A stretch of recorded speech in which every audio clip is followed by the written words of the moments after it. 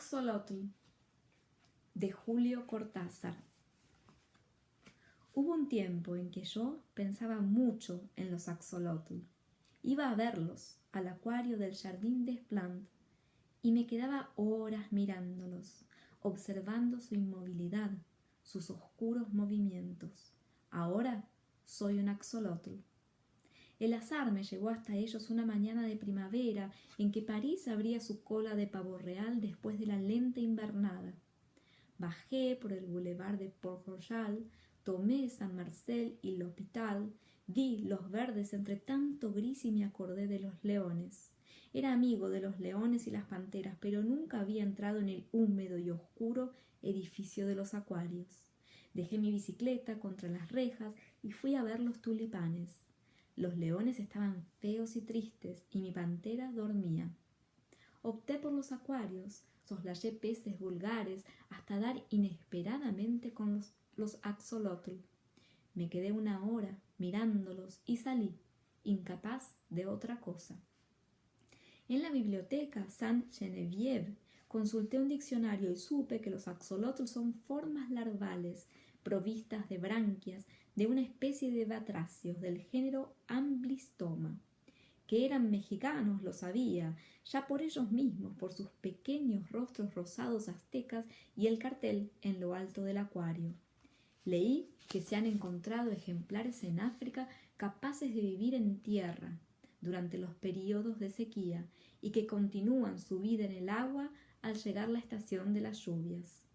Encontré su nombre español, ajolote, la mención de que son comestibles y que su aceite se usaba, se diría que no se usa más, como el de hígado de bacalao.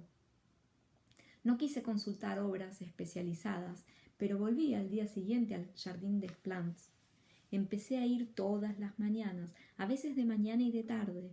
El guardián de los acuarios sonreía perplejo al recibir el billete. Me apoyaba en la barra de hierro que bordea los acuarios y me ponía a mirarlos. No hay nada de extraño en esto, porque desde un primer momento comprendí que estábamos vinculados, que algo infinitamente perdido y distante seguía, sin embargo, uniéndonos. Me había bastado detenerme aquella primera mañana ante el cristal donde unas burbujas corrían en el agua. Los axolotl se amontonaban en el mezquino y angosto, solo yo puedo saber cuán angosto y mezquino, piso de madera y musgo del acuario. Había 9 ejemplares y la mayoría apoyaba la cabeza contra el cristal, mirando con sus ojos de oro a los que se acercaban. Turbado, casi avergonzado, sentí como una impudicia asomarme a esas figuras silenciosas e inmóviles aglomeradas en el fondo del acuario. Aislé mentalmente una, situada a la derecha y algo separada de las otras, para estudiarla mejor. Vi un cuerpecito rosado y como translúcido. Pensé en las estatuillas chinas de cristal lechoso, semejante a un pequeño lagarto de 15 centímetros, terminado en una cola de pez de una delicadeza extraordinaria, la parte más sensible de nuestro cuerpo. Por el lomo le corría una aleta transparente que se fusionaba con la cola, pero lo que me obsesionó fueron las patas, de una finura sutilísima, acabadas en menudos dedos y en uñas minuciosamente humanas. Un rostro inexpresivo, sin otro rasgo que los ojos, 2 orificios como cabezas de alfiler, enteramente de un oro transparente, carentes de toda vida, pero mirando, dejándose penetrar por mi mirada que parecía pasar a través del punto áureo y perderse en un diáfano misterio interior. Un delgadísimo halo negro rodeaba el ojo y lo inscribía en la carne rosa, en la piedra rosa de la cabeza vagamente triangular, pero con lados curvos e irregulares, que le daban una total semejanza con una estatuilla corroída por el tiempo. La boca estaba disimulada por el plano triangular de la cara. Solo de perfil se adivinaba su tamaño considerable. De frente, una fina hendedura rasgaba apenas la piedra sin vida. A ambos lados de la cabeza, donde hubieran debido estar las orejas, le crecían 3 ramitas rojas como de coral, una excrescencia vegetal, las branquias, supongo. Y era lo único vivo en él. Cada 10 o 15 segundos las ramitas se enderezaban rígidamente y volvían a bajarse. A veces una pata se movía apenas. Yo veía los diminutos dedos posándose con suavidad en el musgo. Es que no nos gusta movernos mucho, y el acuario es tan mezquino. Apenas avanzamos un poco, nos damos con la cola o la cabeza de otro de nosotros. Surgen dificultades, peleas, fatiga. El tiempo se siente menos si nos estamos quietos. Fue su quietud lo que me hizo inclinarme fascinado la primera vez que vi los axolotl. Oscuramente me pareció comprender su voluntad secreta, abolir el espacio y el tiempo con una inmovilidad indiferente. Después supe mejor la contracción de las branquias, el tanteo de las finas patas en las piedras, la repentina natación. Algunos de ellos nadan con la simple ondulación del cuerpo. Me probó que eran capaces de evadirse de ese sopor mineral en que pasaban horas enteras. Sus ojos, sobre todo, me obsesionaban. Al lado de ellos, en los estantes acuarios, diversos peces me mostraban la simple estupidez de sus hermosos ojos semejantes a los nuestros. Los ojos de los axolotl me decían de la presencia de una vida diferente, de otra manera de mirar. Pegando mi cara al vidrio, a veces el guardián tosía, inquieto, buscaba ver mejor los diminutos puntos áureos, esa entrada al mundo infinitamente lento y remoto de las criaturas rosadas.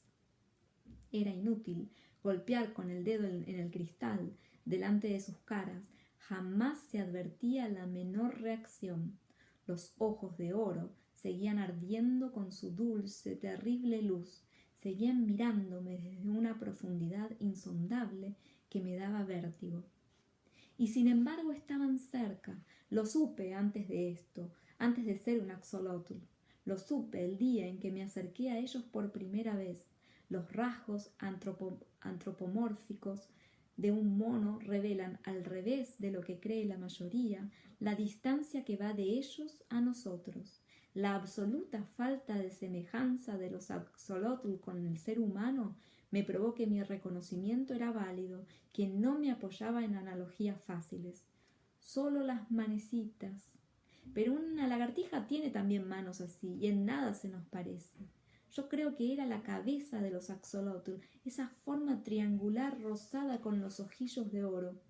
Eso miraba y sabía, eso reclamaba. No eran animales.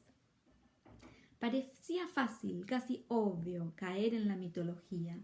Empecé viendo que en los axolotl una metamorfosis que no conseguía anular una misteriosa humanidad. Los imaginé conscientes, esclavos de su cuerpo, infinitamente condenados a un silencio abisal, a una reflexión desesperada.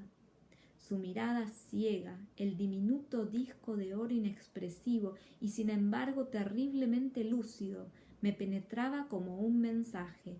¡Sálvanos! ¡Sálvanos! Me sorprendía, musitando palabras de consuelo, transmitiendo pueriles esperanzas. Ellos seguían mirándome, inmóviles. De pronto, las ramillas rosadas de las branquias se enderezaban. En ese instante yo sentía como un dolor sordo. Tal vez me veían, captaban mi esfuerzo por penetrar en lo impenetrable de sus vidas. No eran seres humanos, pero en ningún animal había encontrado una relación tan profunda conmigo. Los axolotl eran como testigos de algo y a veces como horribles jueces. Me sentía innoble frente a ellos. Había una pureza tan espantosa en esos ojos transparentes. Eran larvas, pero larva quiere decir máscara y también fantasma. Detrás de esas caras aztecas inexpresivas y sin embargo de una crueldad implacable, ¿Qué imagen esperaba su hora? Les temía. Creo que de no haber sentido la proximidad de otros visitantes y del guardián, no me hubiese atrevido a quedarme solo con ellos. «Usted se los come con los ojos», me decía riendo el guardián, que debía suponerme un poco desequilibrado.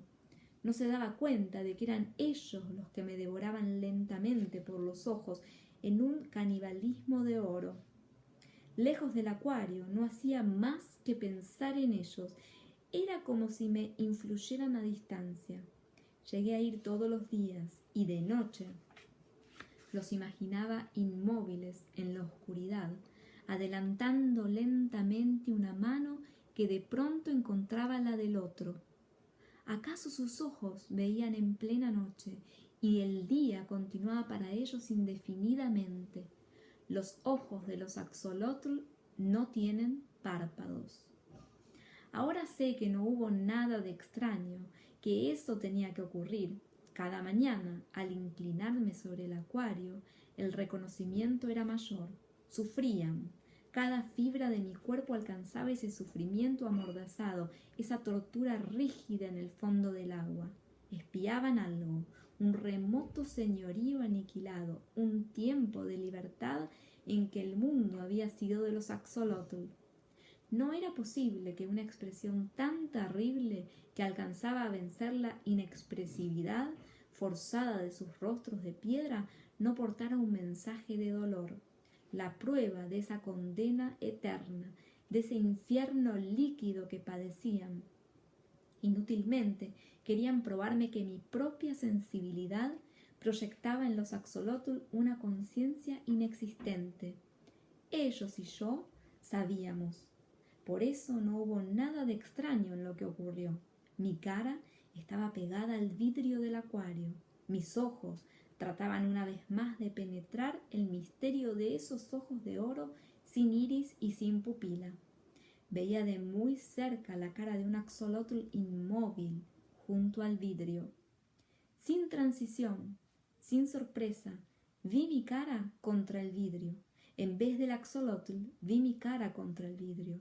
La vi fuera del acuario, la vi del otro lado del vidrio. Entonces mi cara se apartó y yo comprendí. Solo una cosa era extraña, seguir pensando como antes, saber, darme cuenta de eso fue, en el primer momento, como el horror del enterrado vivo que despierta a su destino. Afuera mi cara volvía a acercarse al vidrio. Veía mi boca de labios apretados por el esfuerzo de comprender a los axolotl. Yo era un axolotl y sabía ahora instantáneamente que ninguna comprensión era posible. Él estaba fuera del acuario. Su pensamiento era un pensamiento fuera del acuario. Conociéndolo, siendo él mismo, yo era un axolotl y estaba en mi mundo. El horror venía, lo supe en el mismo momento, de creerme prisionero en un cuerpo de axolotl, transmigrado a él con mi pensamiento de hombre, enterrado vivo en un axolotl, condenado a moverme lúcidamente entre criaturas insensibles. Pero aquello cesó cuando una pata vino a rozarme la cara, cuando moviéndome apenas a un lado vi un axolotl junto a mí que me miraba y supe que también él sabía, sin comunicación posible, pero tan claramente. O yo estaba también en él, o todos nosotros pensábamos como un hombre, incapaces de expresión, limitados al resplandor dorado de nuestros ojos que miraban la cara del hombre pegada al acuario. Él volvió muchas veces, pero viene menos ahora. Pasa semanas sin asomarse. Ayer lo vi, me miró largo rato y se fue, bruscamente. Me pareció que no se interesaba tanto por nosotros, que obedecía a una costumbre. Como lo único que hago es pensar, pude pensar mucho en él. Se me ocurre que al principio continuamos comunicados, que él se sentía más que nunca unido al misterio que lo obsesionaba. Pero los puentes están cortados entre él y yo, porque lo que era su obsesión es ahora un axolotl, ajeno a su vida de hombre. Creo que al principio yo era capaz de volver en cierto modo a él, solo en cierto modo, y mantener alerta su deseo de conocernos mejor. Ahora soy definitivamente un axolotl, y si pienso como un hombre es solo porque todo axolotl piensa como un hombre dentro de su imagen de piedra rosa. Me parece que de todo esto alcancé a comunicarle algo en los primeros días, cuando yo era todavía él, y en esta soledad final a la que él ya no vuelve, me consuela pensar que acaso va a escribir sobre nosotros, creyendo imaginar un cuento, va a escribir todo esto sobre los axolotl.